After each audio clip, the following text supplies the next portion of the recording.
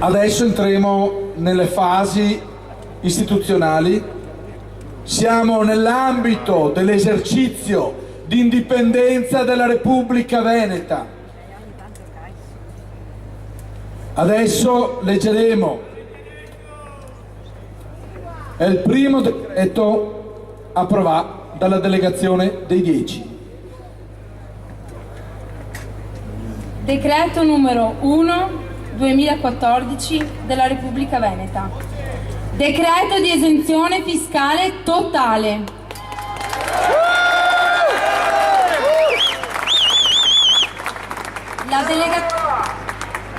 La delegazione dei 10 decreta l'esenzione fiscale totale che resterà in vigore nel periodo di transizione da oggi sino all'operatività delle istituzioni della Repubblica Veneta.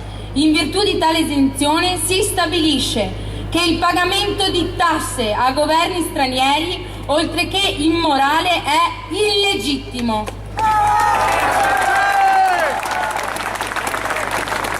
Padova, Repubblica Veneta, 25 marzo 2014, delegazione dei 10 della Repubblica Veneta. Vicenza, 11 aprile 2014. Nel frammento originario del Faust di Goethe, un personaggio esclama: «Caro sacro romano impero, com'è che sei ancora intero?»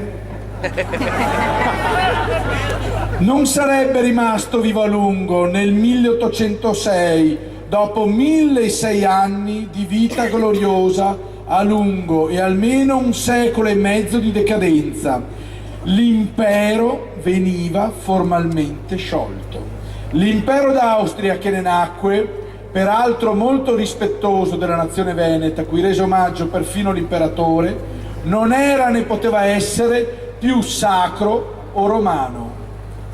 Quando vi è solo e soltanto un legame formale tra i cittadini e uno Stato, un legame di coercizione fiscale, ti prendo quel che io decido con la minaccia e l'uso della forza, quando ogni altro legame morale è dissolto, quel legame formale da solo dice solo due cose: che quello Stato è morto e che l'individuo, il cittadino, la persona è già libero. Prima ancora che qualcuno lo riconosca come tale, prima che la sua libertà dichiarata dia vita ad una nuova forma politica in cui oltre al legame di coercizione fiscale vi siano altri legami e maggiori legami di carattere morale, essenziali per ogni comunità estesa e per la famiglia stessa, la prima delle forme associative dell'individuo. Vi sono stati che hanno richiesto ai cittadini tributi di sangue mostruosi, come avvenne nella prima strage mondiale e anche nella seconda. Perché proprio questi sacrifici immondi divennero miti fondativi di tali stati? Perché la retorica al servizio della politica truffaldina, menzognera e assassina poneva e pone una domanda allucinante: come 600.000 individui hanno dato la vita per questo Stato e voi, a cui non è più richiesta la vita, rifiutate la vostra proprietà, un sacrificio molto minore? Sono le parole del diavolo e la Chiesa dovrebbe evitare di sottoscriverle.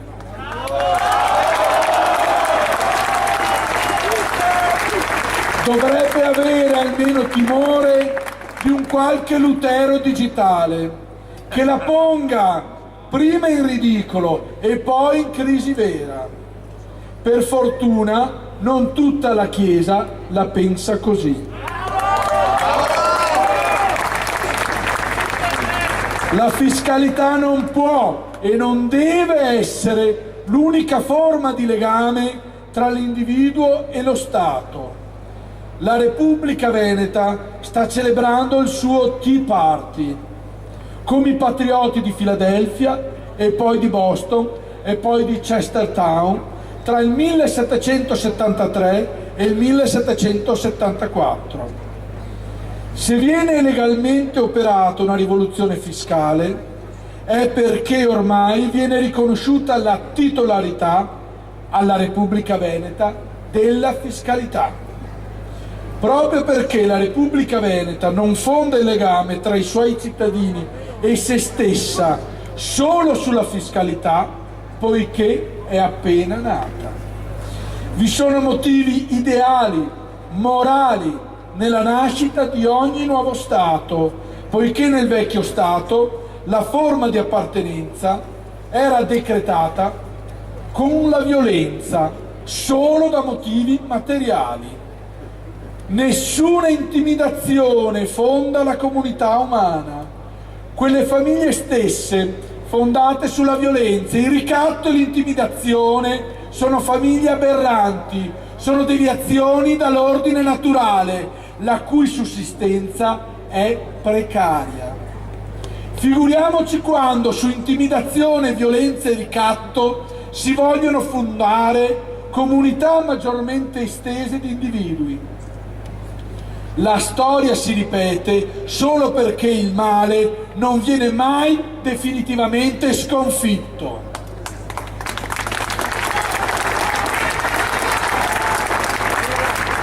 La vittoria di Dio su Satana è sempre rimandata in avanti, come l'angelo della storia di Paul Klee, che un vento vorticoso trascina verso il futuro, con il volto però rivolto all'indietro, in un passato che è solo un mucchio di rovine che s'accresce vertiginosamente.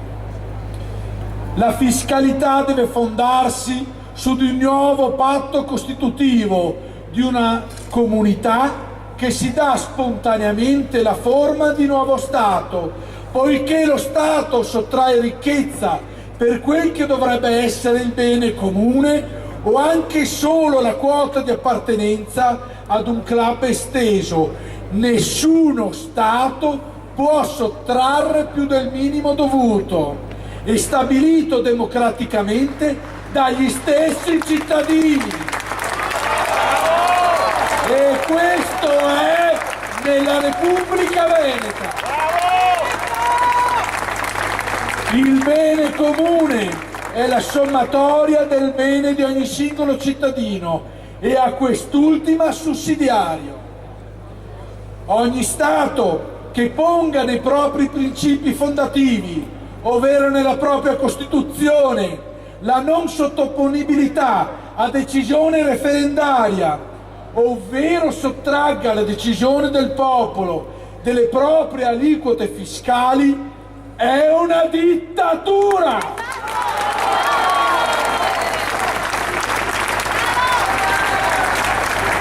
E come una dittatura deve essere trattato e considerato dal concerto delle nazioni.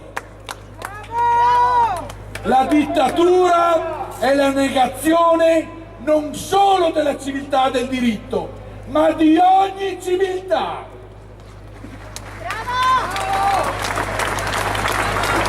Gli Stati muoiono quando sottraggono la proprietà individuale nella misura in cui, violando la proprietà, un diritto naturale, ne violano anche un altro, quello alla vita. Gli Stati che mettono in pericolo di vita i loro cittadini sono entità morte. Sono sovrastrutture che occorre scrollarsi di dosso. Sono il contrario, detto propriamente, di quel che dovrebbero essere e quello per cui sono nati secondo ogni dottrina liberale moderata da John Locke in poi. Non garantiscono e non proteggono, depredano ed uccidono.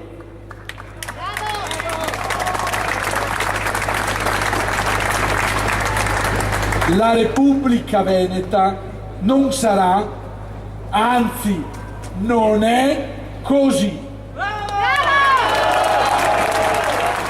Questo è un pensiero che mi ho letto per darghe voce, è un pensiero scritto da Paolo Luca Bernardini, un membro della delegazione dei 10, e che rappresenta una testimonianza di altissimo valore filosofico, politico, morale e culturale che la Repubblica Veneta vuole testimoniare nel momento in cui libera i propri cittadini da una dittatura fiscale che oggi finisce qui e per sempre.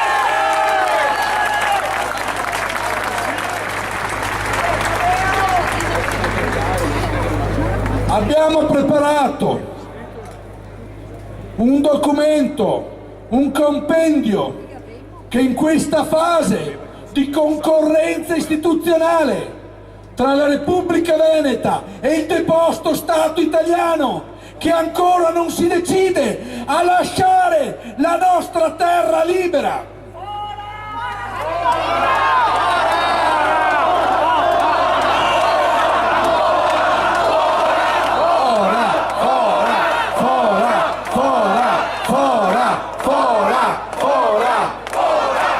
In questo momento in cui ci fronteggiamo, in cui ci sfidiamo, noi sulla base della legalità, del diritto, della democrazia, della cultura e della testimonianza di fronte alla storia della nostra civiltà millenaria.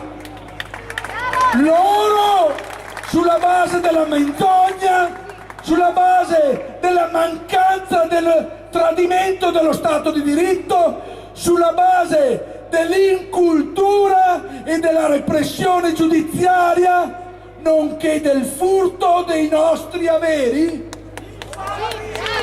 In questo momento di sfida suprema e che ha superato il punto di non ritorno con la proclamazione di indipendenza della Repubblica Veneta, abbiamo preparato un documento, delle istruzioni che permettano ai cittadini e agli imprenditori del Veneto di contemporaneamente applicare la legalità veneta e il decreto di esenzione fiscale totale, e tra le pieghe della legalità decaduta italiana, ma al fine di tutelarli dalla repressione di un mostro della storia, permettere loro di non pagare più le tasse dello Stato italiano senza essere soggetti alla rivalsa, alla repressione di un mostro fiscale, giudiziario, e che ha fatto fare un passo indietro nella civiltà umana.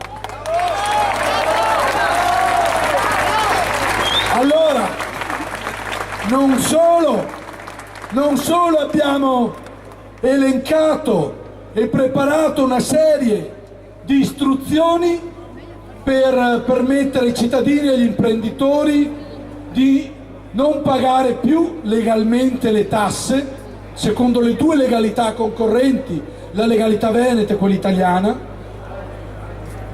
ma abbiamo predisposto e stiamo predisponendo nel territorio gli uffici pubblici delle comunità che si federano nella Repubblica Veneta, che permetteranno ai cittadini e agli imprenditori di avere il supporto e l'aiuto per applicare il piano di obiezione fiscale.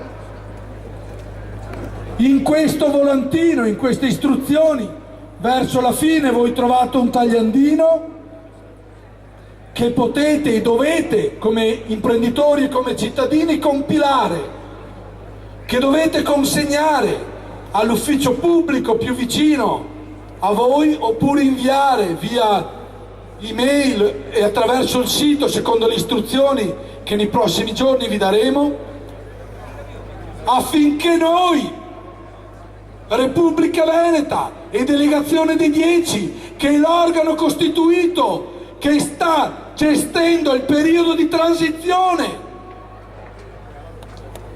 dalla proclamazione di indipendenza sino alla Costituzione fattiva della Repubblica Veneta, che ci permetterà di censire e dimensionare la quantità di minore gettito fiscale dello Stato italiano, affinché la Delegazione dei 10 della Repubblica Veneta possa notificare al Fondo Monetario Internazionale la minore capacità finanziaria dello Stato italiano, certificandone la morte finanziaria e la sua bancarotta, affinché questo Stato che si ostina a restare nel nostro territorio contro la decisione della maggioranza del popolo veneto faccia la fine che merita. Bravo!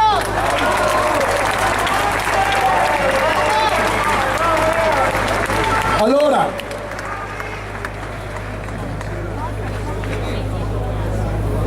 in questo momento noi altri che abbiamo formalmente e istituzionalmente applicato e decretato il primo passo di esercizio